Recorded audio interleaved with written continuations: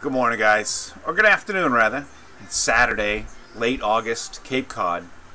And I'm here to talk to you about something that seems like a no-brainer to me, but after eating out the last couple of weeks on the vineyard and in various areas around the Cape, something very basic. And that is the signature dish of Cape Cod, fish and chips. Understand, I'm a little aggravated, so it's possible that I may swear a bit. Just kind of deal with it. We live on Cape Cod, arguably the best seafood on the planet. I can actually say that, having been to Asia, Africa, Europe, South America, North America. I've eaten seafood in all the regions of the world, and everywhere I go, I always tell them, you know what? You can't beat the fresh fish from Cape Cod. It's the best. There's scientific reasons for that. Gulf Stream, Labrador Current, all that kind of stuff. And here I am, deeply disappointed 3 times in the last week. If you're going to eat fish and chips right now, I'm going to tell you there's 2 places that I can almost guarantee you're always going to get a good fish and chips. One is at the Chatham Fish Pier. That's fresh fish, lightly breaded, golden, crispy, absolutely nice. And any seafood Sam's, but especially the ones in Sandwich. Every place else that I've had a fish and chips, and I've had it a couple times in the last couple weeks, fucking dog food, okay? Number one, people come from all over the world to go to the vineyard. They're all over the world. Presidents, heads of states, entertainers.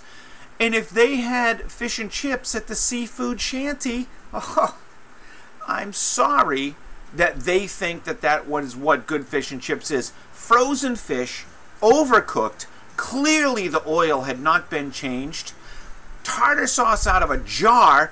How fucking hard is it to make tartar sauce? Its basic ingredients are mayonnaise and relish. Mix the 2 together and add something to make it your own, and coleslaw, which clearly came out of like a 5-gallon bucket from Cisco. Absolute garbage.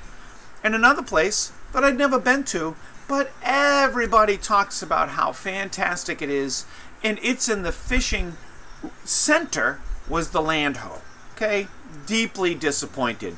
Again, clearly the oil had not been changed in a long time, and the fish was way overcooked. Here's the deal, folks.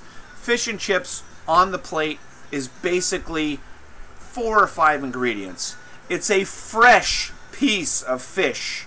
Fresh. Let me say that again. Fresh. Not frozen.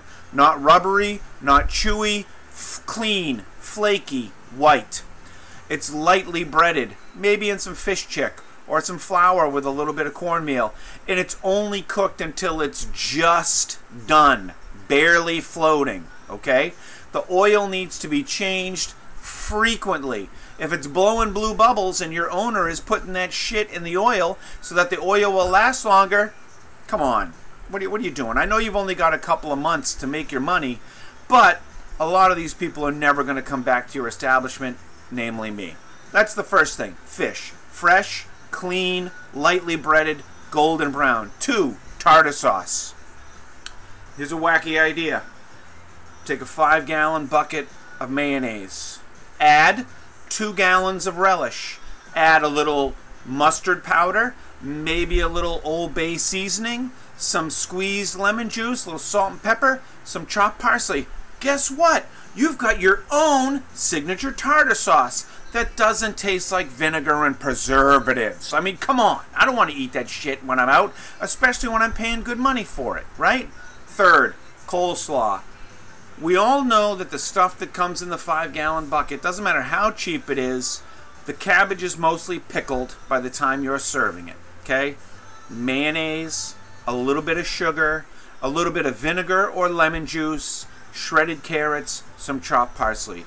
Can't be that difficult. You got a million guys working in the restaurant, have them back there on that meat slicer, shredding that goddamn coleslaw, shredding those carrots, make big batches of it. Homemade. Crispy, delicious, right? And then you got to have a wedge of lemon. I know the lemon's expensive. I know it's tough to get that lemon right. Cut the ends off the lemon so you have a flat end so that I can squeeze the lemon onto the fish just like I want. Also, if I'm getting a good hunk of cod or haddock the way it should be, that little, half ounce of tartar sauce probably isn't going to do it for me. And the French fries, gotta be fresh. Don't give me a good big chunk of fish that's lightly fried and delicious with some cold ass soggy French fries on the bottom. It is the signature dish of Cape Cod.